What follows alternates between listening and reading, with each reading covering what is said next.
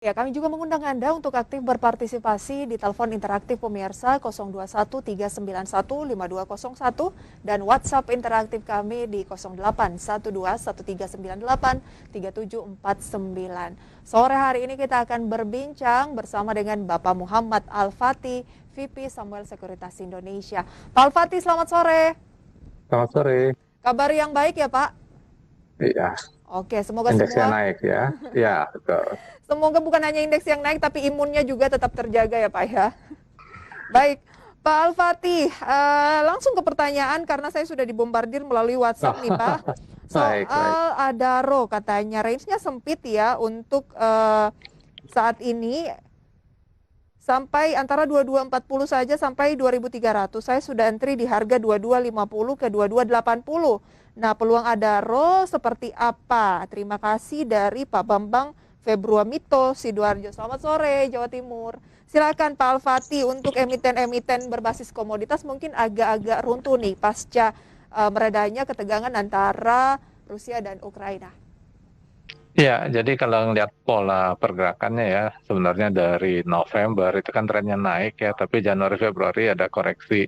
Nah, sebenarnya dalam 2 hari terakhir ini itu sudah mulai membentuk suatu pola uptrend ya, dengan suatu pola falling wedge ya. Falling wedge-nya ini udah tembus di 2230 dan 2230 menjadi batas risikonya gitu. Sedangkan target kenaikannya itu di sekitar 2400 sampai dengan 2500 untuk Adaro dalam beberapa hari ke depan gitu. Oke, jadi sebaiknya kalau misalnya sudah punya begitu ya di level 2250 sampai dengan 2280 apa yang sebaiknya dilakukan? Saya rasa apa namanya cukup dibiarkan saja ya, karena ini posisinya sudah mulai uptrend. Hmm? Cuman memang mungkin akan jangka menengah gitu ya, jangka pendeknya mungkin akan koreksi dulu. Jadi ini terserah strateginya, apakah kemudian di cut loss dulu nanti buyback di bawah, atau dibiarkan nanti apa namanya sampai dengan targetnya, atau mungkin di average di bawah. Jadi itu strategi masing-masing ya, tapi secara teknikal ini sudah uptrend dan koreksi maksimalnya di 2230. Memang kalau tembus di bawah 2230 jadi masalah ini, karena berarti fail ya, gagal dia untuk menjadi satu pola uptrend. Jadi batas risikonya di 2230, tinggal di apa Jaga namanya ya? dipertimbangkan ya, Oh, batas risiko dipertimbangkan. yang bisa ditanggung gitu ya. Oke, jadi kalau misalnya dia menguji 2230 nih esok hari Pak Al-Fatih, Ya. boleh tambah posisi atau tunggu dulu sampai closing mampu tidak membalikan arah? Ya, jadi kita lihat nanti kalau memang kemudian 2230 kuat bertahan, berarti aman dan bisa ditambahkan posisi, atau mungkin ditunggu sampai dengan target. Oke, jangan buru-buru berarti ya? Ya, betul. Pak Alfati, kalau dilihat dari data net foreign sale atau data penjualan bersih investor asing khusus hari ini, hari Rabu ini, nomor satu itu memang Adaro yang dijual Ya. 29,8 miliar rupiah. Biasanya kan yang dijual kalau lagi kondisi seperti biasanya ya perbankan gitu. Tapi ini malah Adaro paling nomor satu sampai turun 2,18%, Pak. Mungkin ini yang memunculkan semacam apa ya kekhawatiran gitu. Bagaimana Anda melihat net foreign sale ini? Ya, kalau kita ngeliat hanya hari ini kan memang net foreign sale-nya cukup tinggi ya. Betul. Tapi kalau kita melihat katakanlah dari beberapa hari terakhir ya, Senin itu ya tuh netnya itu masih masih positif ya, masih positif. Oke, jadi jangan cuma melihat hari ini, lagi pula wajar ya Adaro ini kan sudah naik cukup signifikan ya Pak Alfati ya. Iya, betul. Baik, dalam 6 bulan terakhir sudah 58,87% pemirsa dan 3 bulan terakhir 39,13% level yang tampaknya sulit dicapai oleh emiten-emiten batubara yang lain ya Pak ya. Ya, betul. Baik, selanjutnya berbicara mengenai emiten energi nih Pak. Kalau misalnya minyaknya turun 3%, meskipun ya sedikit naik hari ini, tapi bukan level tertinggi 7 tahun lagi gitu. Ada hal yang perlu diantisipasi seputar hal tersebut bahwa kemungkinan saham-saham komoditas naik hanya berdasarkan sentimen sesaat saja. Kemarin itu memang ada sentimen geopolitik ya, yang kemudian mereda sehingga menjadikan tekanan kenaikannya berkurang gitu ya. Tetapi kebutuhan akan komoditas cukup tinggi ya setelah pandemi. Proses pandemi ini kan menyebabkan supply terputus ya, terganggu ya, dan ketika ekonomi mulai bangkit, kebutuhan meningkat. Nah, ini juga menjadikan adanya gap ya antara supply dan demand-nya. Jadi kebutuhan akan komoditi masih tinggi sih. Kebutuhan akan komoditi masih cukup tinggi. Jadi kalau misalnya ada yang sudah punya, belum sempat bersih-bersih atau melakukan profit taking, masih bisa di hold Pak Al-Fatih?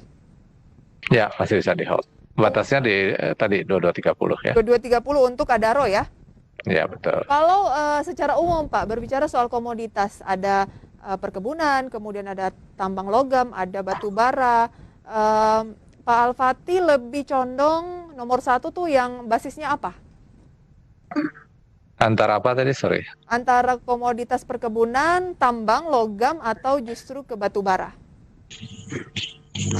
Iya, kalau apa namanya logam ini sebenarnya semua sih lagi naik ya. Tapi kalau kita lihat dari harga-harga sahamnya, mungkin batu bara cukup tinggi ya. Sedangkan di perkebunan ini ya dibandingkan yang lain kan itu masih belum terlalu tinggi Signifikan. ya dibandingkan. Ya, dalam setahun terakhir mereka belum sempat naik di atas harga tertinggi sebelumnya gitu ya. Sedangkan kalau seperti misalnya batu bara itu udah jauh di atas harga tertinggi sebelumnya ya. Jadi mungkin agak lagging ya di perkebunan.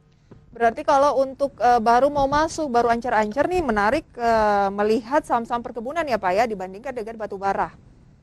Ya, betul. Batu bara lebih cocok bagi yang sudah punya untuk mempertahankan posisi gitu ya, ataupun kenaikan ya. Ya.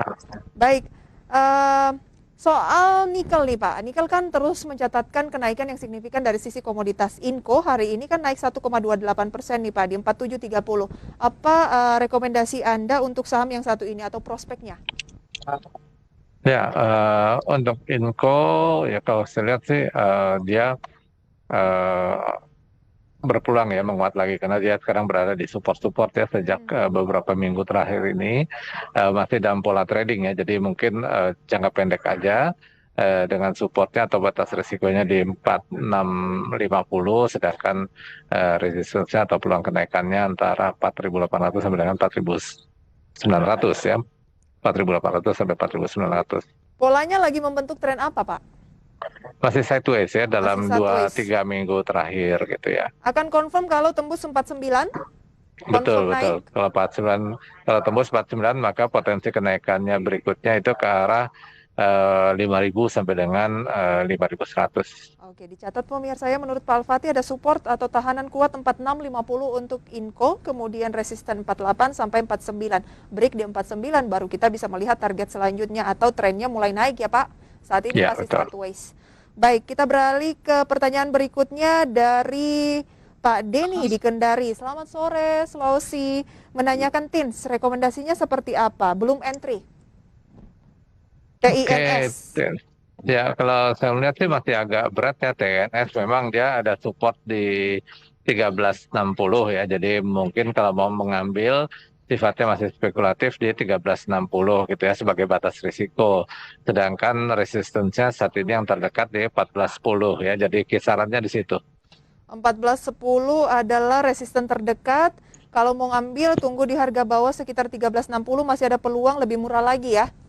Ya, jadi kalau tembus di bawah 1360 itu batas stopnya ya, jadi batas risikonya.